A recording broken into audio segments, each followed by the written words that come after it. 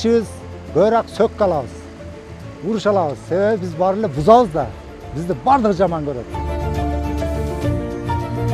Анан кийин ар бир адамдын көңүлүн кое берсек, онда асфальттын ортосуна деле камак коюп алат элибизчи.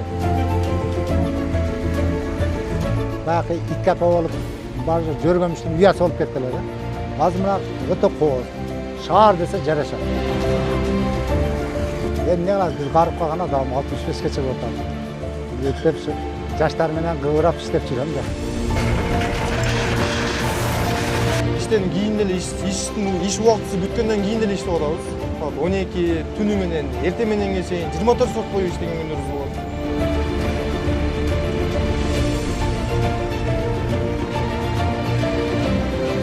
Ошондой кылып эле бир үйдүн чекесин мындай көчүргөнмүн. Көчүрсөм, эже чыгып эле сүйлөнүп ыйлап кетти, барганым. Аларга бир жагынан боорун ооруйт. Бирок эми биздин максат снос кылыштын мыйзамсыз жерлерди алып салуунун максаты азыр шаарды көрктөндүрүү болот да, биринчи очередде.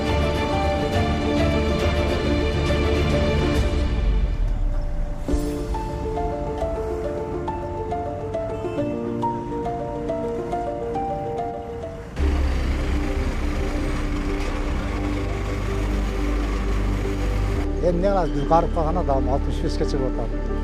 Өтүп жаштар менен кыбырап иштеп жүрөм да. 65 жаштагы Тургунбай Мырзалиев Ош шаарынын мэриясынын муниципалдык менчик башкармалыгынын ишканасында акыркы 5 жылдан бери айдоочулук кызматын аркалап келет. Ал шаардын аймагындагы мыйзамсыз курулуштарды атайын сактоочу жайга жеткирүү иши менен алектенет. Şu элдин жакшылыгына ушу иштерди бүтүрөбүз. Мыйзамсыз курулуштарды алып, кээде ээлери үйүмө жеткизип бербейт, үйүнө таштап коём. Анан баягы эл экен да. Баягы өкмөттү деле тоготпогондордукуну ошол өзүбүздүн сактоочу складыбыз бар. Ошол жерге апарып, кампага апарып таштайм, кийин өздөрү алып кетишет. Бир адам мына жерге мындай камокту коюп алган болсо, ошол алгысы келбейт да. Себеби ошордон кичине тиричилик кылып, бала чакасын багытат. Анда эле түшүнөбүз. Түшүнгөн менен көпчүлүккө мындай шаардын көркүнө караш керек да. Анан кийин ар бир адамдын көңүлүн кое берсек, онда асфальттын ортосуна деле камак коюп алат элибизчи. Бирок Кудайга шүгүр, жакшы эле элибиздин көпчүлүгү эле мурда түшүнбөйт эле, соттошот эле биз менен. Азыр элибиз түшүнүгү бар, айтса бир ооз айтып, ушу эскертүүлөрдү берсе, өздөрү алышка да аракет кылып атат. Анан келип аларга өзүбүз жардам беребиз. Анан ичинде жок эмес, бар. Кыйын адамдар бар, күчтүүлөр бар. Олордукун эми мыйзамга ылайык кылып туруп алып коюшубузга туура келип атат.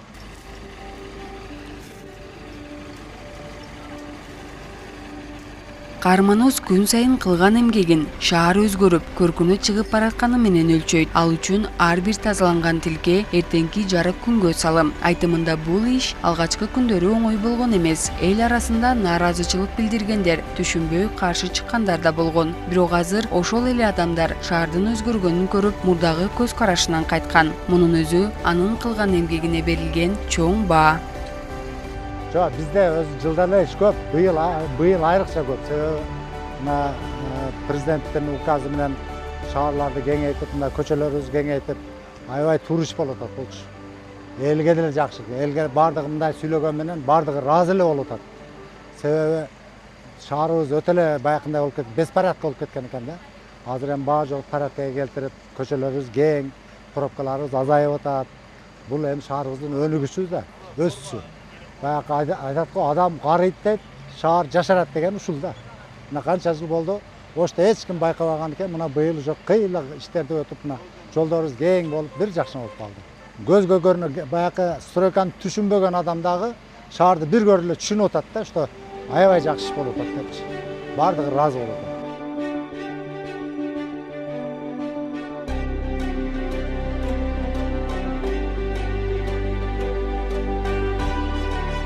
Мен өзү Ошто тууп чоңойгом. Мага аябай кубаныч. Бул жаңылык өтө укмуш. Ал түшүнбөстүк болуп атат да, эми бар жок стройка бир башталган үчүн эми чаң андай болсо эл ар баланы сүйлөп атат. Бирок ошонун мындай келечегине баягы курулган себебин өзүнүн көзүндө элестетип көрүшпөй атат да элибизчи. Бирок мына азыр Ленин көчөнү ачты кечекеде. Барып көргүлөгүн укмуш жөнүндө. Көрүп эле кубанасың. Адамдын мындай көңүлү жибейт да. Көргөндө значит шаарыбыз өсүп атат, шаарыбыз чоңоюп атат деген мааниде аябай сүйүнүшүп атат. Эми биздин ишибиз көбүрөөк сөккө алабыз, уруш алабыз. Себеби биз баары эле бузабыз да. Бизди бардыгы жаман көрөт. Мына мен ошо ишке киргенде, жумушка киргенде мына ХБКны бузганбыз. ХБКны бузганыбызда ошо жерде баягы аял кишилер көп экен, аял кишилер чыгып алып таш менен урган күндөр ham болду.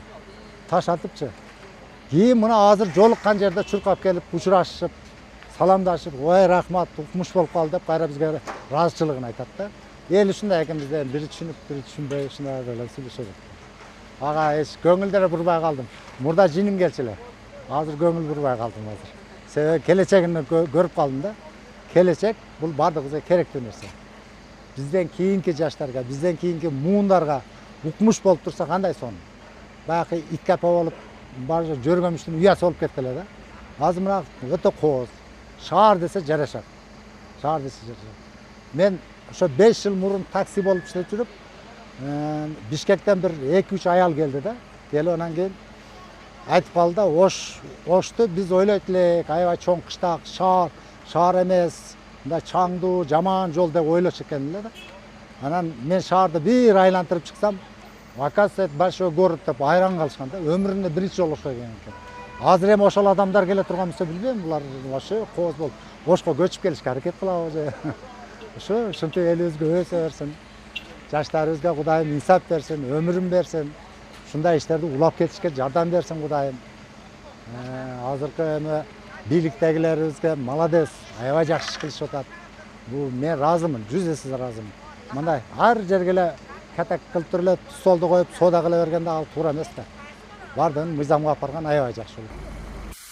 Күндөлүк ишинде Тургунбай Мырзалиев ар түрдүү адамдарга жолугат. Кээде түшүнбөгөн элдин ачуу сөздөрүнө кабылып, себепсиз элдин наразычылыгын угууга туура келет. Көчө боюндагы мыйзамсыз курулуштар алынганда көпчүлүк каршы чыгып, кээде кайдыгер, кээде ачуулуу мамиле кылышат. Бирок дал ушул кыйынчылык учурда бир адамдын болсун ыраазы карап, рахмат сага деген жалгыз сөзү бүт күндүн түйшүгүн унутууга жетет. Андай учурлар көп болбосо да, ошол көз ирмемдер анын ишине болгон ишенимин бекемдейт. Ушул ишке кирип, ХБКда бир эжеге ыраазычылыгын билдирем да. Мен жана айттым го, ошо барган жерибизде бизди биринчи сөгөт да. Урушту, сөгүштү биз угабыз. Ошол эже айтты. 30 жыл деди ушу камокто иштеттим деди. Ушул камокто иштетип, балдарымы чоңойтуп, балдарымы окутуп, ишке жайлап дейт. Бар жоон кылдым, мен ыраазымын деп дагы өзү буздурган уруксат берди. Силерге да рахмат, шаарыбызды карап атат турган адам бар. Bunday adamды мен ушул 5 жыл иштеп атып, дагы көрө элекмин, кездеше элек да. Бирок мен ыраазы болдум ошол эжегечи. Ушундай сөздөрдү айта турган адамдар да бар ичибиздечи.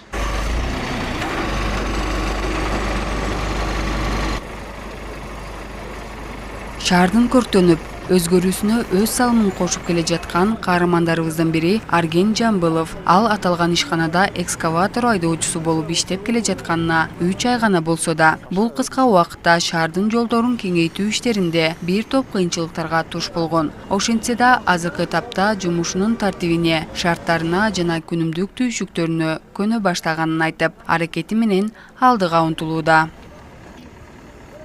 Техниканы башкаруу көп деле кыйынчылыкка учурабайт. Мен негизи 2-3 жылдан бери экскаватор айдайм. Бирок мэрияга мыйзамсыз жерлерди алып салуу бөлүмүнө киргениме 3 ай болду. Кыйынчылык деле байкалбайт. Биринчи жаңы үйрөнүп баштаганда кыйынчылыктар болгон. Азыр уже кандай десем, кыйынчылыктар башында? Эми кыйынчылыктар дегенде бул деген чоң техника бир жерде алып атканда үстүнөн токко тийип кетиши мүмкүн. Адамдар жүрөт, техникалык коопсуздук дегендей машиналарга сүзүп кетиши мүмкүн. Алып бир жерди көчүрүп атканда машинанын үстүнө түшүп кетиши мүмкүн. Адамдардын үстүнө түшүп кетиши мүмкүн. Биз негизи коммун чайда көп иштейбиз го. Азыр көрүп атканыңыздардай мына жерде дагы адамдар жүрөт. Ошондой кыйынчылыктар болушу мүмкүн да. Ошолорду этияттап, алдын алып иш кылып келе жатабыз. Учурда Ош шаары боюнча мыйзамсыз курулуштарды алып салуу иштери кызуу жүрүп жатат. Бул жооптуу ишти аткаруу үчүн бөлүнгөн кызматкерлер күнү-түнү иш убактысына карабай берилген тапшырманы өз мөөнөтүндө аткарууга баардык күчүн жумшап келишет. Алардын катарында биздин каарманыбыз да. Ал дайыма техникасын даяр кармап, кайсыл убакытта болбосун шаарды жакшыртууга болгон салымын аябай эмгектенип жүрөт.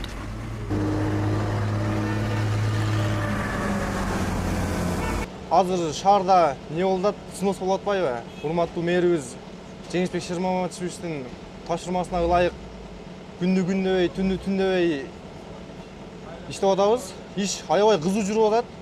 Иштин бүгүн мына областной больницанын четиндеги мыйзамсыз курулуштарды, мына дары-дармек, ашкана, мына будкаларды, контейнерлерди алып салуу иштери жүрүп атат бүгүн.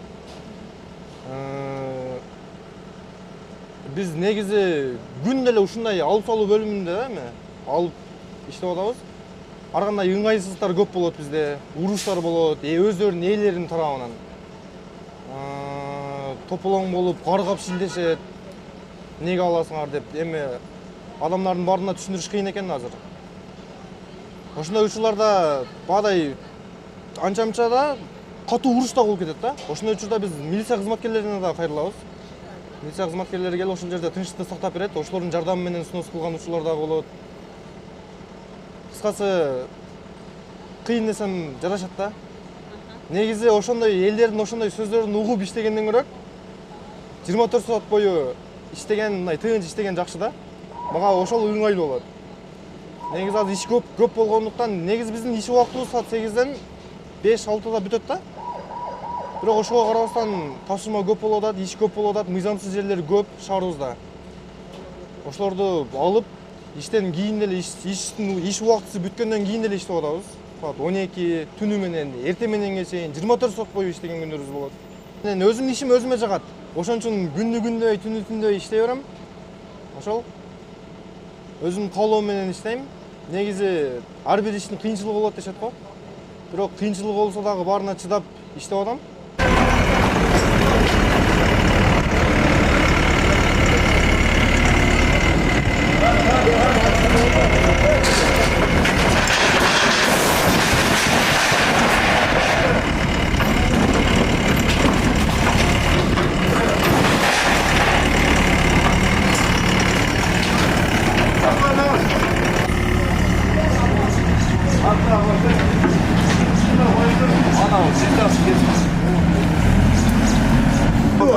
Çıkarı olaylı mı?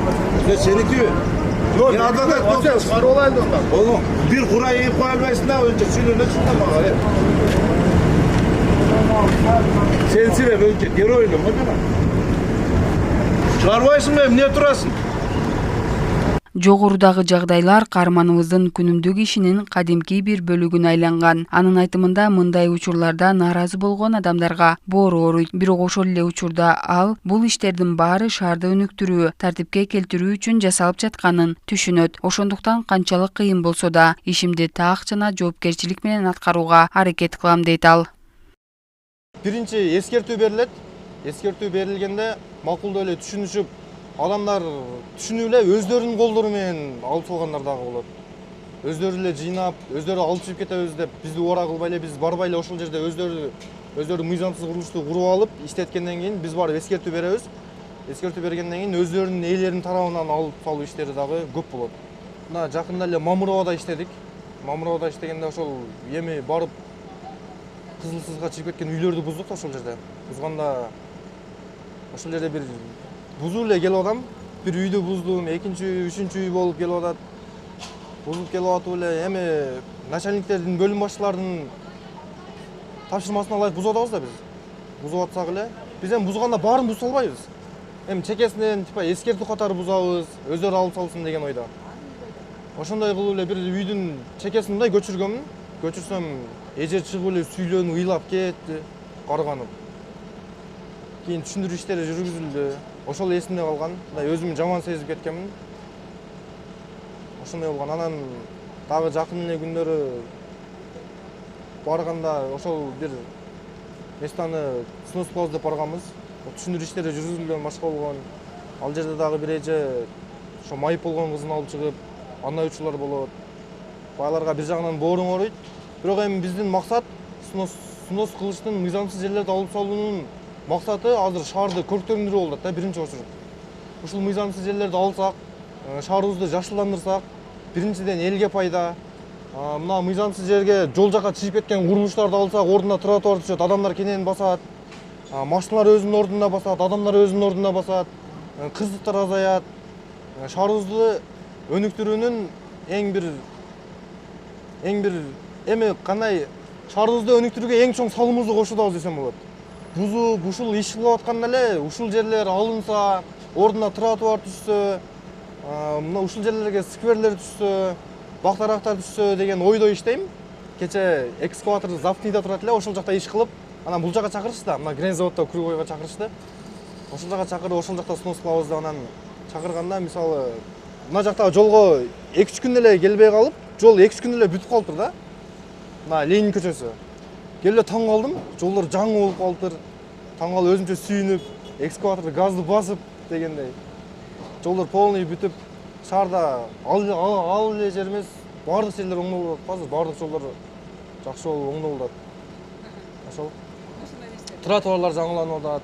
Биз ойлобогон жерлерге тротуарлар түшүп, биз ойлобогон жерлерге бактарактар тигилип, ошондой иштер жүрүп атат. Каарманыбыз күнүмдүк ишинде элдин түшүнбөстүгүнө, оор сөздөрүнө калып келет. Ошентсе да ал бир гана нерсени каалайт: бизди туура түшүнгүлө. Бул иштер шаарды өнүктүрүүгө, эртеңки келечек үчүн жасалып жатат. Ар бир түйшүк оң өзгөрүүнүн башаты деп кайрылат. Азыр эми эл деле бизди туура түшүнүп, эл дагы ойлош керек да. Мен ушул жеримди алып койсом, мен өзүмдүн жеримди алып коюп, башка элдерге пайда кылып атам деп. Ошентип ойлоп, өздөрү туура түшүнүп, бошотуп, биз мына мыйзамсыз жерлерди алып салуу бөлүмүнүн кызматчылары барып, ошол жерде иш жүргүзгөндө каршылыктарын көрсөтпөсө, биз барып ошол жерде тынч иштеп кетсек, ошондой кайрылуум бар эле элдерге. Элдер биз барганда мына уруш чыгарбай, жакшына түшүнүп, бизге түшүнүү менен кабыл алып, ушундой кылса жакшы болмок. Ош шаары күндөн күнгө өзгөрүп, көркүнө чыгып бара жатат. Бул өзгөрүүнүн артында күнү түнү тынымсыз эмгектенген жөнөкөй адамдардын мээнети жатат. Тургунбай Мырзалиев менен Арген Жамбылов сыяктуу каармандар шаар үчүн болгон түйшүктү өз мойнуна алып, түшүнбөстүктөргө да, тоскоолдуктарга да сабыр менен карап, чоң өзгөрүүлөргө чакан салым кошуп келишет. Алар үчүн бул жөн гана жумуш эмес, бул шаарды сүйүү, тартипти урматтоо жана келечекке ишеним менен караган эмгек.